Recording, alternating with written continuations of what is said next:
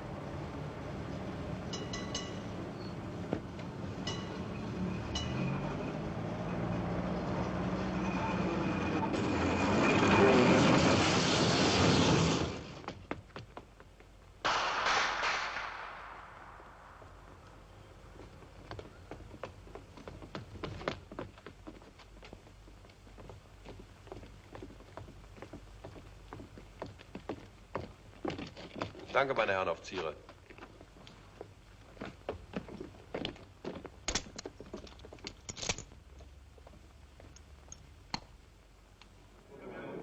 Si vous pouvez vous asseoir. Il faut arrêter, autrement il ne revient plus. C'est simple, alors... Vous m'entendez, monsieur? Je m'excuse, mais c'est comme ça. Could you please sit down? Could the cameraman sit down, please? And that means you. Het filmfestival van Cannes. De 81-jarige Franse filmer Robert Bresson geeft een persconferentie ter gelegenheid van de première van zijn nieuwste film. Het is voor het eerst in lange tijd dat deze cineast, die gewoonlijk de publiciteit schuwt, zo in de openbaarheid treedt en zich laat filmen en fotograferen. Bon, on commence de conférence de presse du film que vous venez de voir, L'argent. Alors, à qui la première question? Who has the first question? Oui? I didn't understand exactly why the wife of Yvonne leaves him. À qui vous adressez la question? La question, c'est pourquoi la femme d'Yvonne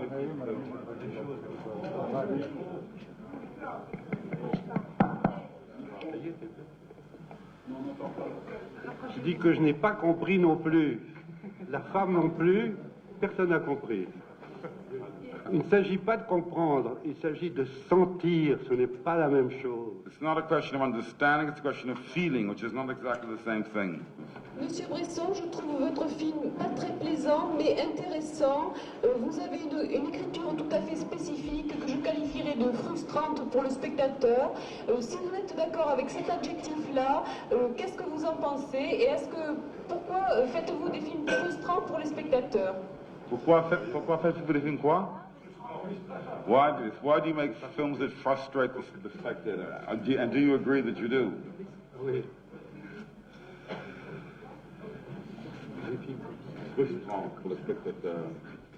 Frustrant. Ah oui.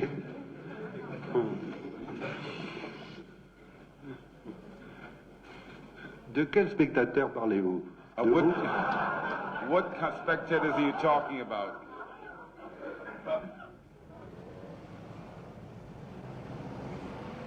Bresson is geen bekende naam bij het grote publiek. In filmkringen echter geldt hij als een van de grote meesters, vanwege zijn volstrekt eigen filmstijl. Zelf noemt hij die stijl de cinematograaf, om haar te onderscheiden van de gebruikelijke manier van filmen, de cinema.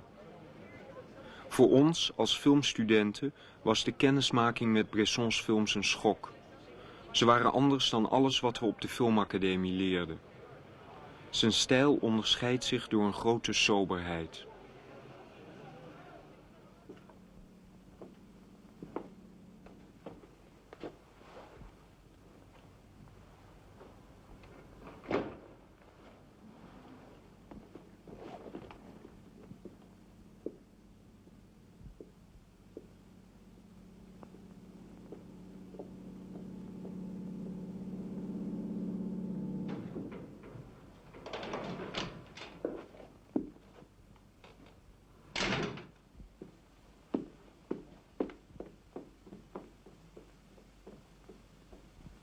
Tu sais où tu vas? Oui. Où? Chez lui. Il n'habite nulle part. Il a un logement.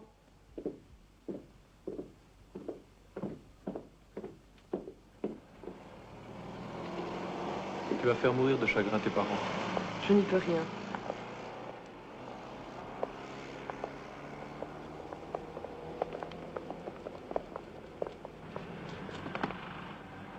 Tu l'aimes tant que ça? C'est toi que j'aime, Michel. Lui, c'est autre chose. Pas un véritable amour. Quoi alors? Je ne sais pas. Il m'a demandé d'être ici à 5 heures et j'y suis. Il se peut qu'il ne vienne pas du tout. Et voilà.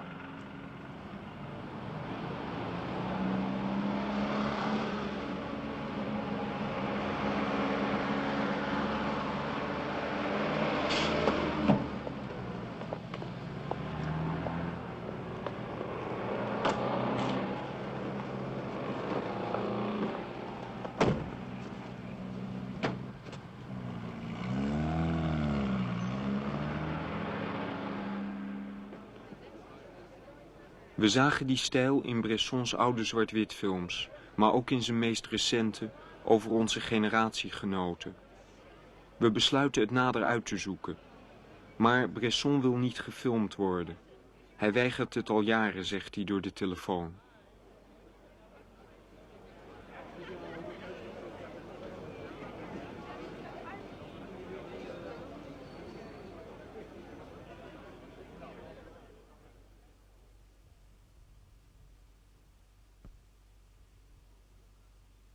Er zijn niet veel biografische gegevens bekend over Bresson. Geboren in 1901, maar volgens hemzelf 6 jaar later. Na een klassieke schoolopleiding werkzaam als schilder en modefotograaf. In de jaren 30 overgestapt naar film. Schrijft enkele scenario's en regisseert een korte komedie die nooit is teruggevonden. In de oorlog, in krijgsgevangenschap, ontstaat het idee voor zijn eerste speelfilm. Deze realiseert hij in 1943. 1945. 1951. 1956.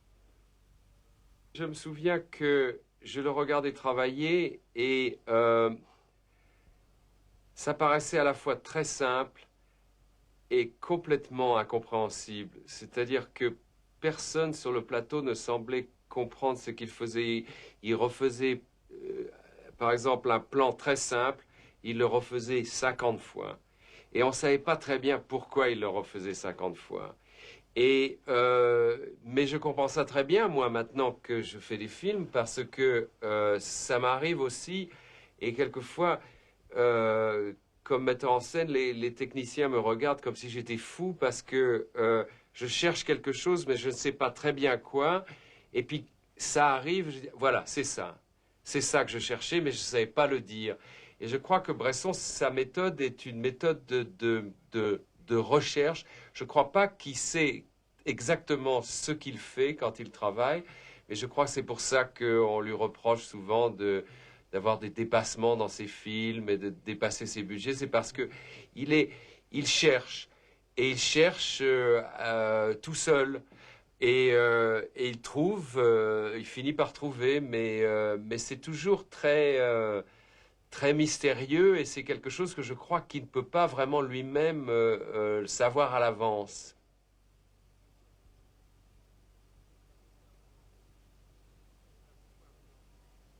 Il nous a beaucoup influencés parce qu'il a été notre modèle, il a été notre exemple d'un homme qui refusait toutes les concessions commerciales et qui faisait du cinéma pur, et qui était, de tous les Français, il était vraiment l'auteur, celui qui concevait son film depuis le départ jusqu'à l'arrivée. Donc il était le maître d'œuvre solitaire et total de son œuvre.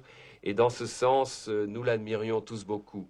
Je ne peux pas dire que ni Truffaut, ni Godard, ni Chabrol, ni même Rohmer, en fait, ne sont des gens qui ont vraiment... Leur cinéma est très différent de Bresson, et le mien aussi, j'imagine. Encore que peut-être les gens disent que je suis celui qui a été le plus influencé par Bresson, mais en fait, certainement, il a été notre phare, l'homme que nous admirions, et nous voulions tous être Bresson. 1959. 1962. Мы изучали западное кино у себя в институте в Москве, но эти фильмы, которые я смотрел, не входили в эту программу. Меня интересовали другие проблемы. То есть меня интересовали картины, которые я сам разыскивал в нашем архиве, киноархиве, синематеке. Так сказать, меня поразила совершенно Жанна Дарк своей какой-то абсолютной независимостью от зрителя, своей совершенно полной несовместимостью до такой степени, что, так сказать, перед зрителем эта картина возникала не как зрелище, а как кусок природы и жизни. Хочешь, смотри на нее, хочешь, не смотри. Хочешь, принимай этот фильм, так сказать, как искусство, хочешь, не принимай. То есть вот такая независимость от своего творчества, от мнения зрителей и критики, так сказать, стала для меня навсегда, так сказать, символом поведения, так сказать, режиссера перед лицом публики. Мне близок Бresson именно тем, что среди многих художников, стремящихся к простоте и глубине, он один из тех немногих, который ее сумел достигнуть в своей, так сказать, своем творчестве. Это самое главное, потому что все мы стремимся к простоте. Любой художник, маломальски серьезный, стремится к простоте. И немногим из нас удается этой простоты достигнуть. Бresson среди тех, кому это удалось. 1966. 67. 69. Quand je tournais avec Bresson, il y avait des choses dont je me souviens bien, qui me semblaient assez extraordinaires. C'était d'abord le ton sur lequel il fallait parler, la voix, ce qu'il fait avec la voix, ce qu'il fait avec l'être lui-même, c'est-à-dire je crois qu'il recherche. Après, j'ai analysé ça simplement, comme vous savez, quand on veut perdre un petit peu le contrôle de soi, on peut tourner, par exemple, sur soi-même, plusieurs fois de chaque sens, comme danser, comme ça. Et après, on n'a plus conscience on a comme du poids qui est parti. Et tourner avec Bresson, c'est un peu comme ça à chaque fois, chaque jour, c'est comme ça. On a vraiment le sentiment qu'il s'arrange pour que vous vous vidiez de toute pensée qui serait est-ce que je dois faire ci, est-ce que je dois faire ça, comment est-ce qu'il faut faire, mon Dieu, etc. Plus de questions. Ça se traduisait, par exemple, quand je devais parler avec quelqu'un, je regarde souvent, quand je parle, je regarde la plupart du temps les gens dans les yeux. Et là, avec lui, c'était tous les jours, systématiquement, il me demandait de regarder la personne à l'oreille, toujours à l'oreille. Quoi qu'il arrive, je devais regarder la personne à l'oreille. Et c'est très curieux parce que ça change complètement. Évidemment, ça paraît tellement curieux.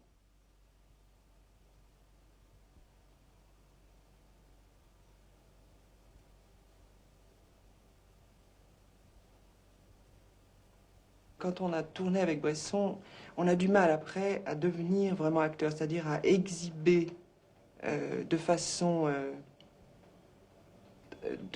on a tendance à gommer le jeu après. Et quand on doit tourner d'autres films, en principe, les acteurs, on leur demande justement de ne pas gommer, mais au contraire de faire les choses en exagérant. Donc, c'est comme tout dans la vie, c'est toujours gagner quelque chose pour perdre autre chose. Hein? 1971, 74, 77, 1983.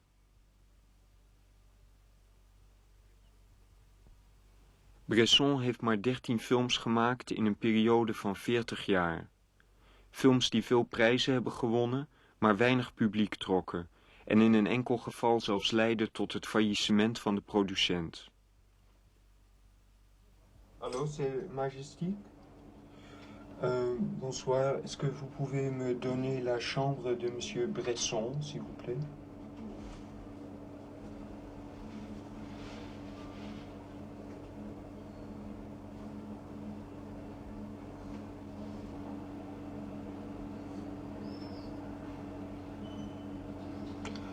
Alors, je vais rappeler. Merci.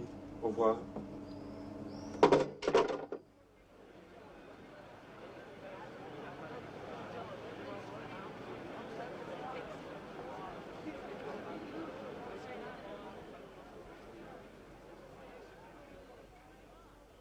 Bresson spreekt zich niet graag uit over zijn films.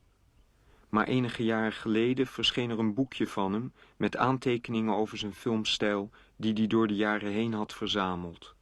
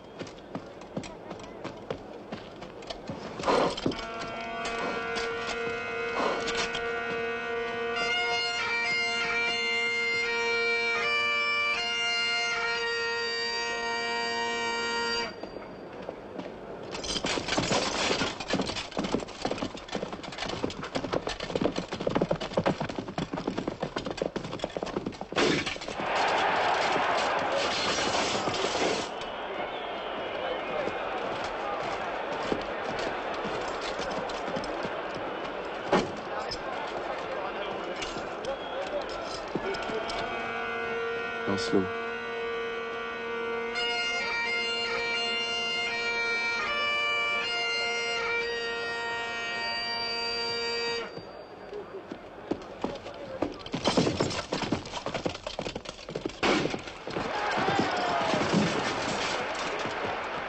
Lancelot.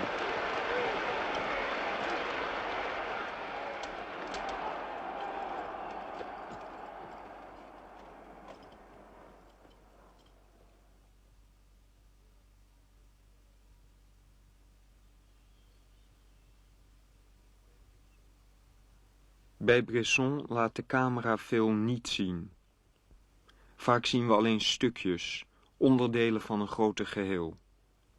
Hier wordt een heel riddertoernooi weergegeven met slechts een paar beelden, die telkens herhaald worden. Van een vlag, paardenbenen, een lans. Nooit zien we de toernooibaan in zijn geheel. De beelden laten alleen het hoognodige zien, de essentie.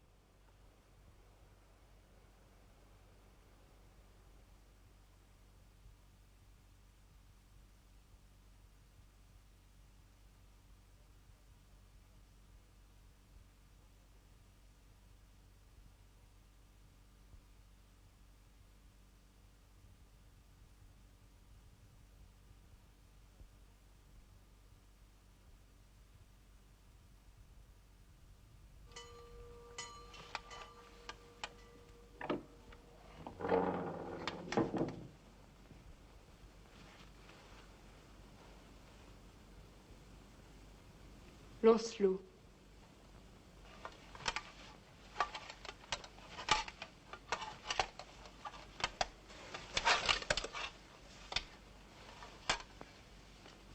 Guenièvre.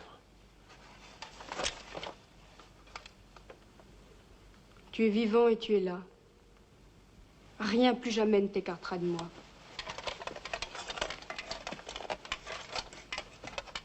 Tout est achevé pour nous autres ici en Bretagne.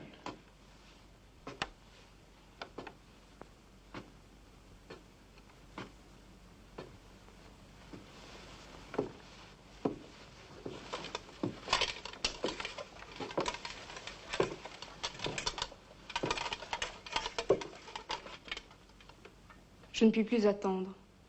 Dis-le, ce mot. Je t'aime. Encore. Répète une fois encore. Je t'aime, il faut me croire. Je te crois. Mais qu'as-tu? Donne-moi la main.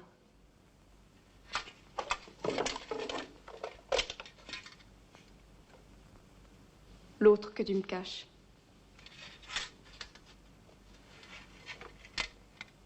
Ton doigt est vide. Tu as retiré mon anneau.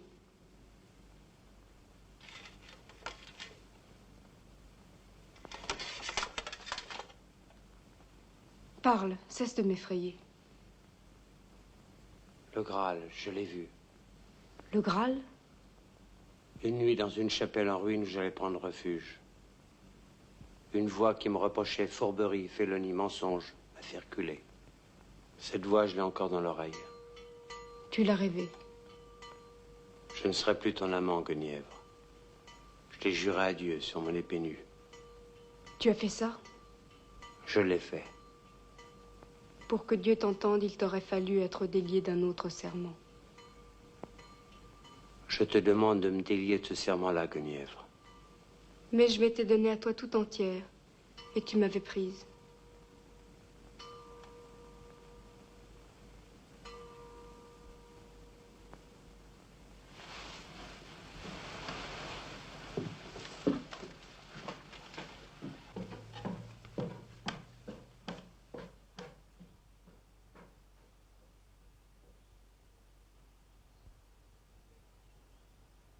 Bij Bresson wordt niet geacteerd zoals we het gewend zijn. Zelfs de meest emotionele dingen worden hier uitgesproken op vlakke toon en zonder uitdrukking op de gezichten. Het lijkt soms wel of deze personen tegen zichzelf praten. Bresson werkt ook nooit met professionele acteurs. Die horen thuis in het theater, vindt hij. Hij gebruikt uitsluitend nieuwelingen. Modellen noemt hij ze.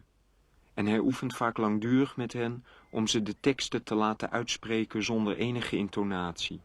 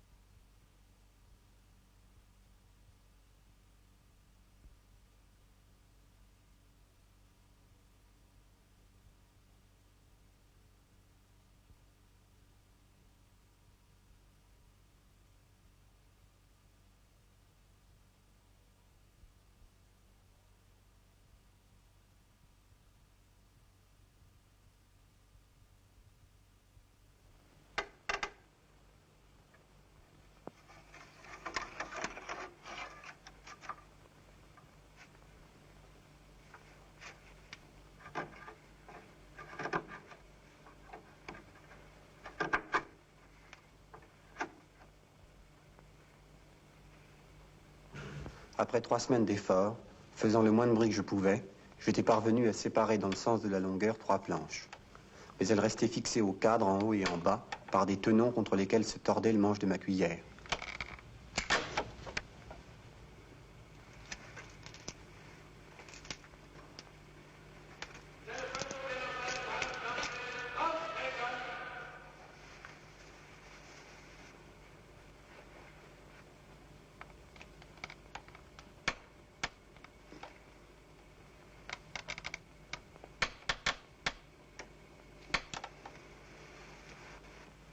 Faire éclater la partie du cadre qui les maintenait, et pour cela me procurer une autre cuillère afin d'exercer une pression suffisante.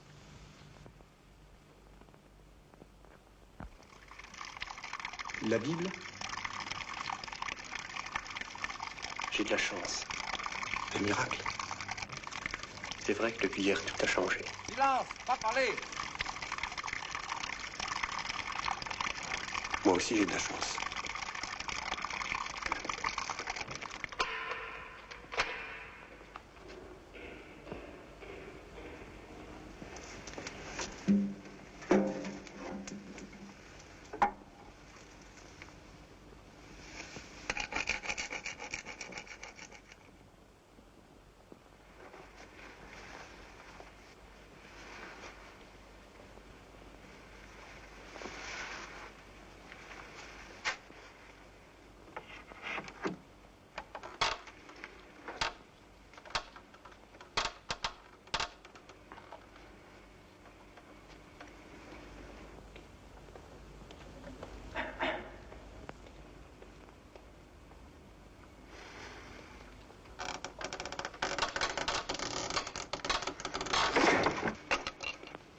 Le cadre éclata, mais sur une surface plus grande que je n'avais prévu.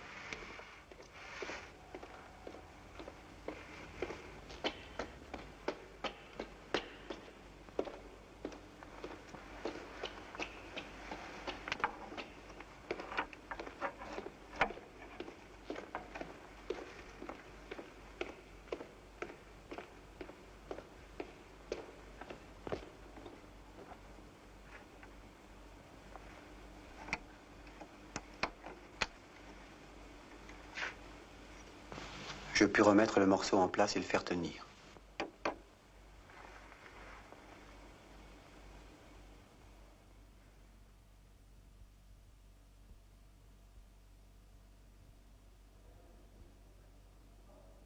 Het lijkt wel of in Bressons films opwinding en spanning expres worden weggehaald.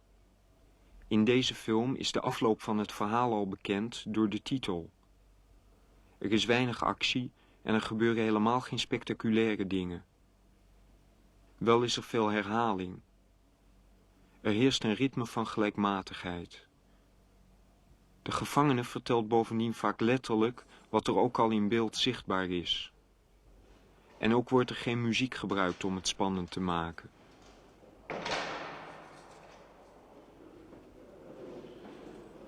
Deze stijl van weglaten lijkt op het eerste gezicht koel en afstandelijk.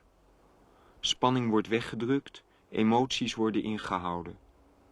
En toch is er spanning en emotie voelbaar.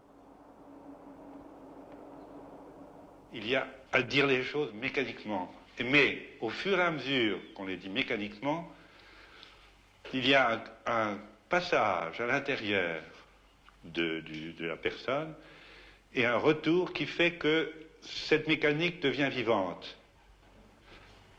Ça ressemble beaucoup à la façon de jouer du piano d'un grand pianiste, pas un virtuose, mais d'un grand pianiste qui était Lipatti.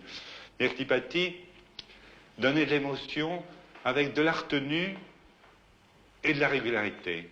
C'est en se retenant, son émotion même, en essayant même de la supprimer et en se régularisant le plus possible, qu'il arrivait à donner une émotion qu'aucun virtuose n'atteignait. Eh bien, il y a un peu la même chose. C'est à la fois en se retenant et en parlant mécaniquement que tout à coup quelque chose s'accroche.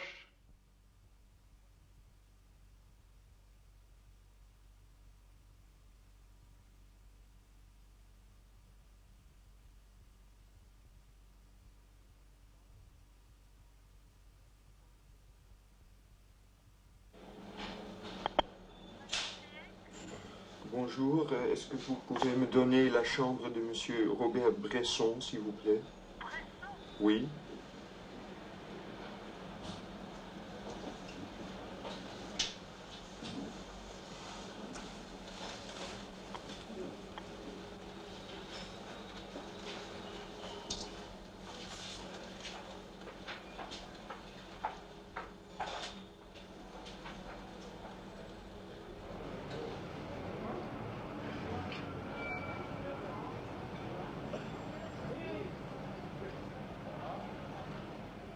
De Amerikaanse regisseur en scenario-schrijver Paul Schrader schreef op 26-jarige leeftijd het boek Transcendental Style in Film, waarin hij de films van Bresson analyseert. I was raised in a religious background, Dutch Calvinist, in which movies were prescribed, forbidden by the church. And so naturally I became interested in movies. And I thought movies were purely secular and kind of forbidden entertainment. And then when I was in college and I happened to see Diary of a Country Priest, it hit like a bombshell because I realized that movies could also address the kind of religious concerns which I was raised with, so that Bresson was kind of a magic catalyst for the forbidden side of my life and the church side. Could you tell some more about these religious aspects of Bresson that you recognized? Well, he lays out a way, almost like a path through a garden. And if you walk this path and see what he shows you, you will eventually reach a point where your eyes will be lifted toward a deeper, more spiritual feeling. And this is a transcendental style. And it strikes me that this style works at three different stages. One is a meticulous recreation of daily life, to give the viewer the sense that nothing can happen. So that mundane events, the quotidien, over and over again. Often you hear or see the same thing 2-3 times on top of each other. Somebody does something, you see them write about it, and then you hear them narrate about it. And you get the feeling that nothing can happen in this life. It is all daily little pieces. Yet through it all, there's a kind of hint of something that is going to happen. And maybe it's a little bit of music here or there, and a sense of disparity, a sense of unnaturalness between the cold blank stares of the protagonist and the lovingness in which their faces have been selected. There's a tension there, and you don't quite understand what that tension is all about. Then, at a crucial moment, both in the films of Bresson and of Ozu, this disparity explodes. And there's a critical moment where, as if you have a very placid oil field, and all of a sudden, without warning, a gusher occurs. And in Ozu's films, it's often tears. In Bresson's films, it's a kind of burst of emotional involvement, like at the end of Pickpocket, when he says, Jean, it's taken me so long to come to you. And then the audience is battered by this sudden eruption of emotion, and then there's a peace again. And the piece is usually followed by a symbol and icon, whether that be the burning stake in Jeanne d'Arc, the cross in Country Priest, and that is the stasis.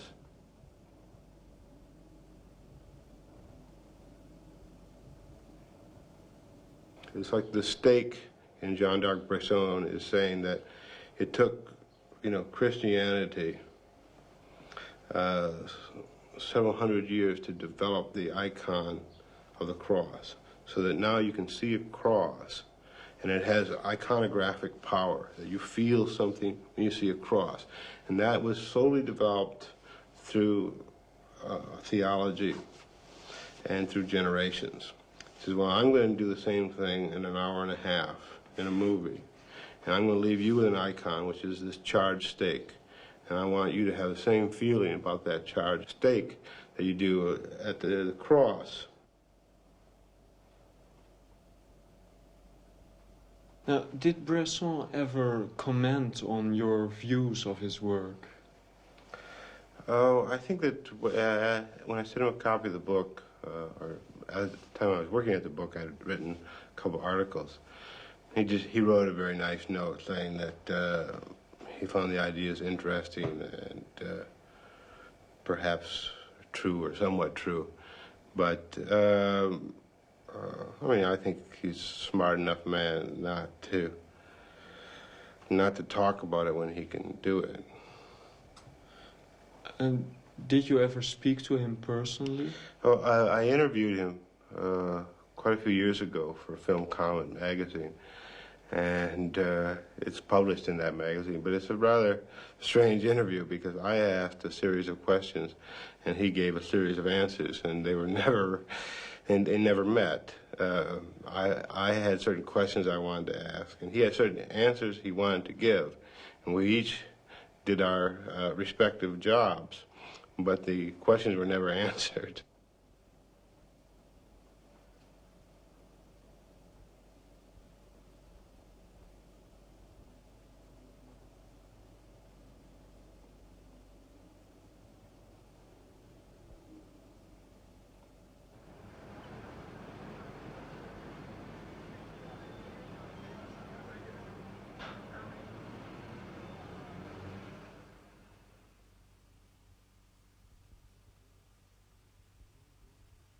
Een jonge dorpspastoor wordt verteerd door een heilig lijden.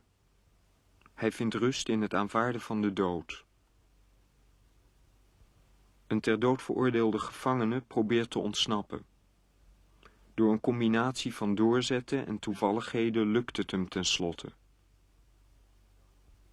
Jeanne d'Arc volhardt tegen enorme druk in haar geloof dat ze door God gestuurd is. De dood op de brandstapel betekent voor haar een verlossing. Het zijn verhalen van lijden en loutering. De hoofdpersonen bereiken tenslotte een verlossing. Het accepteren van hun lot betekent voor hun een bevrijding.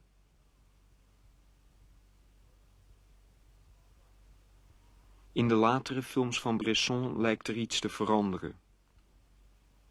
Een jong meisje ziet geen perspectief in haar liefdeloze bestaan en kiest voor de dood. Een man probeert na te gaan of hij schuldig is aan de zelfmoord van zijn jonge vrouw. In een wereld waar zijn liefde verboden is en menselijkheid onmogelijk, blijft Lancelot geen andere weg over dan de dood. Een jonge scholier vindt nergens een reden om te blijven leven en laat zich tenslotte doodschieten. De toon lijkt somberder geworden. De films eindigen bijna steeds met de dood of zelfmoord.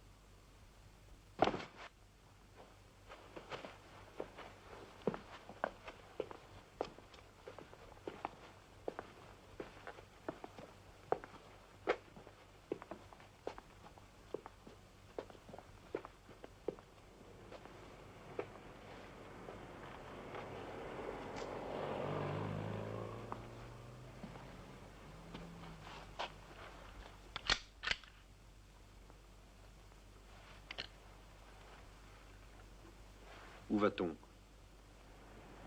Comme tu veux. Ici ou là.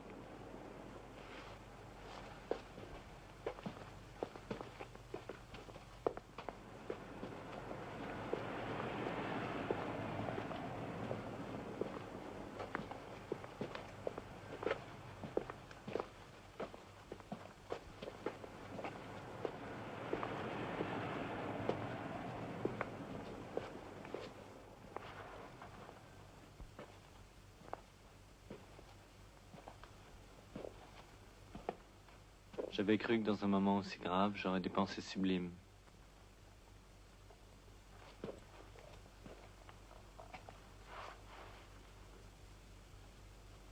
Tu veux que je te dise à quoi je pense?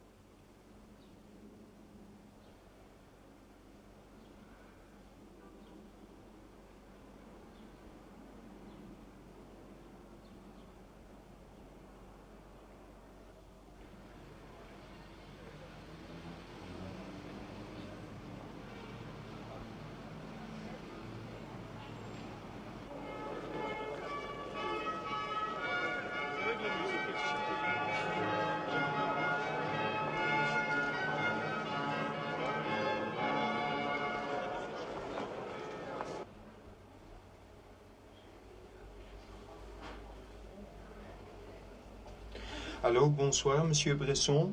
Oui, c'est Jurien Rode, l'Hollandais.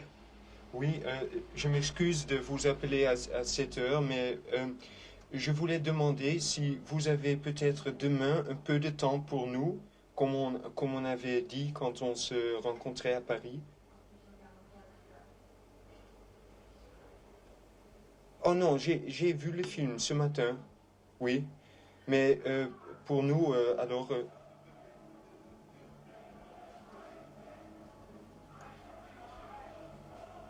Bien. Oui, pour venir avec les 2 ou 3 petites questions, c'est comme on avait dit. Alors, une seule, oui.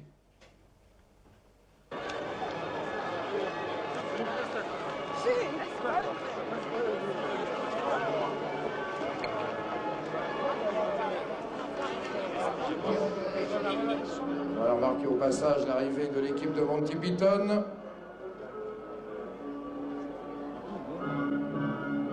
Tandis que vous le voyez sur la droite par rapport à l'escalier, le festival dévoile ses charmes.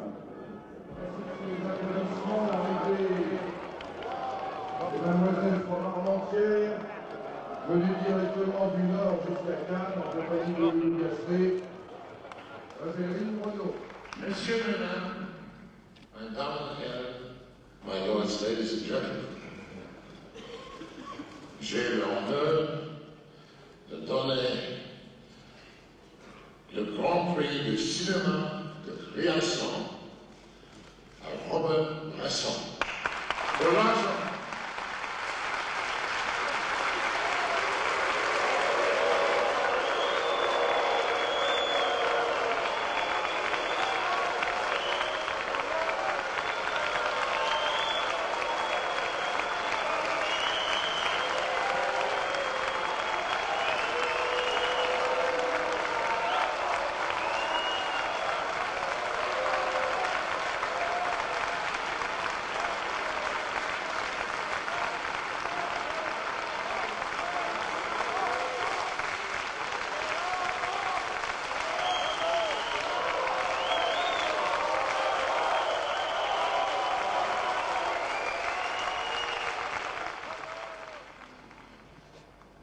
Monsieur Bresson, en regardant vos films, on a le sentiment qu'il y a une morale là, une morale assez sombre, disons, assez pessimiste. Et on a même le sentiment que pendant vos films, la morale est devenue plus sombre, tant qu'on avait le sentiment que c'était presque une contradiction entre ce pessimisme et la beauté de la forme.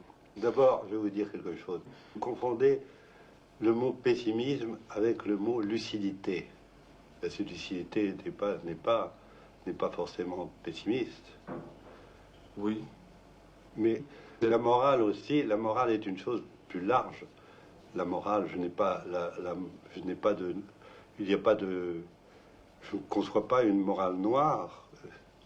Mais et les deux choses, la tragédie grecque est-elle un pessimisme, la tragédie grecque? Alors c'est plutôt la lucidité. Je crois que, pour moi, je me sens plutôt lucide que pessimiste. Je ne sais pas ce qui va arriver, mais je constate simplement, et il m'est difficile maintenant de prendre des sujets qui sont en dehors de notre époque. Je ne peux pas faire autrement que de rester dans mon époque. Je sens qu'il y a des menaces très lourdes sur le monde entier et qu'il vaut mieux être lucide sans être forcément pessimiste. Vous vous regardez pas comme pessimiste, c'est ça? Non, l'alliance de la recherche de la beauté et d'une certaine lucidité, les deux choses ne se contredisent pas du tout, mais pas du tout. Je ne vois pas qu'il y a contradiction. Mais la beauté dans le cinématographe doit être neuve. Je veux dire, si le cinématographe devient un art, tout art a sa beauté, Mais il faut profiter de ces deux appareils extraordinaires qui sont la caméra et le magnétophone, surtout de leur assemblage pour écrire quelque chose sur l'écran. Il faut que ce soit neuf, puisque nos appareils sont tout neufs. Ils nous tombent du ciel tout neufs. Il faut s'en servir comme d'appareils neufs pour faire du neuf. Et ce neuf doit être beau si on a un certain idéal de beauté pour les choses en général, pour les personnes et les choses en général. Est-ce que vous croyez que vous êtes changé pendant votre œuvre, disons... J'espère que j'évolue, en effet, et je pense que ce dernier film a pour moi en tout cas du nouveau, c'est-à-dire à la fois un acharnement à vouloir les choses concentrées, rapides, et neuves, et en même temps une grande liberté, une grande spontanéité, une grande liberté. Je fais ça parce que je le sens, donc je le fais. Tant pis si c'est pas bien, si c'est bien, bravo. Mais voilà comment j'ai travaillé. Malheureusement, il y a tout un public, qui fait tout le public du cinéma, que les Français appellent le ciné, qui est la simple photographie du théâtre. Alors, ils veulent pour ça d'abord qu'on voit les personnes entières, et pas leurs mains, ou leur visage, ou leurs coudes, ou leurs jambes. Moi, quand je traverse un boulevard, je vois des jambes qui marchent, des jambes en marche. J'ai fait des jambes en marche. Je n'ai pas eu une seconde d'hésitation. C'était ça pour moi le boulevard à Paris. Mais ils n'ont pas vu qu'il y avait tout de même une certaine beauté à faire le personnage qui arrivait parmi ces jambes, qui était Jambe lui-même, et qui tout à coup s'asseyait et que nous ayons en pleine vision. Parce que ça, ils ne voient pas, ils ne ressentent pas plutôt. Ils attendent un dialogue explicatif et il n'y en a pas. C'est l'image combinée avec le son qui explique.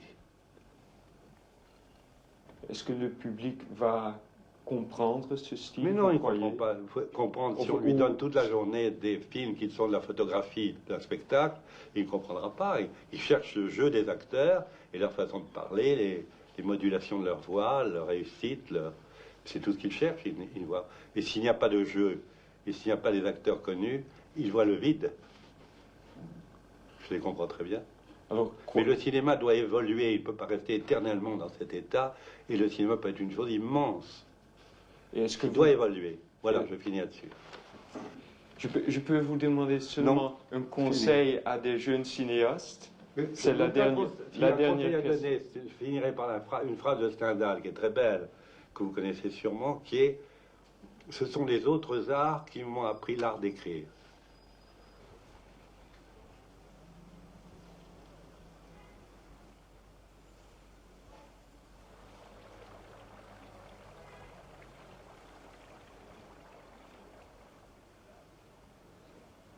Et pour entrer, Tarkovsky pour Nostalgie.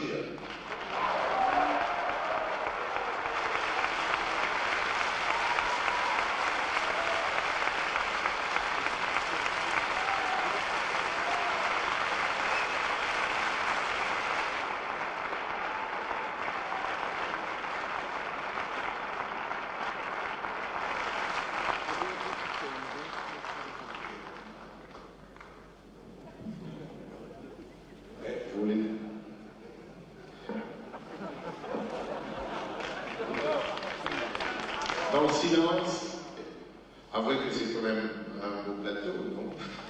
Si on fait ça. Merci beaucoup. Merci. Est-ce que